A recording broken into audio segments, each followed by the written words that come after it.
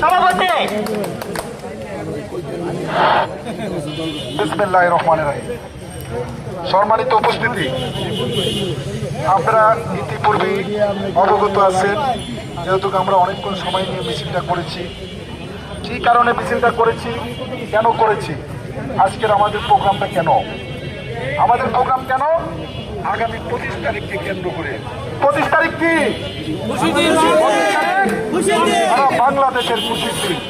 বাংলাদেশের খুশির দিন মানে আপনার, আমার পরিবার এবং সারা বাংলাদেশের প্রত্যেকটা মানুষের খুশির দিন।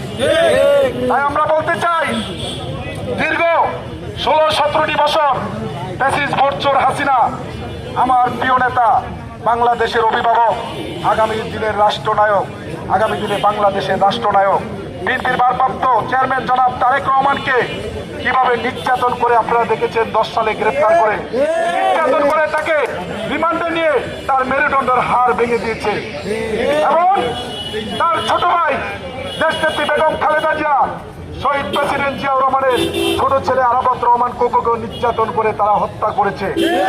আপনি দেখেন আমার দেশনেত্রী তিনবারের সাবেক সফল প্রধানমন্ত্রী বেগম খালেদা জিয়াকে কিভাবে নির্যাতন করেছে, ছেলে পুরে রেখেছে, তারপরেও ফ্যাসিস্ট ভোটচোর সরকারের সাথে আপোষ করেনি।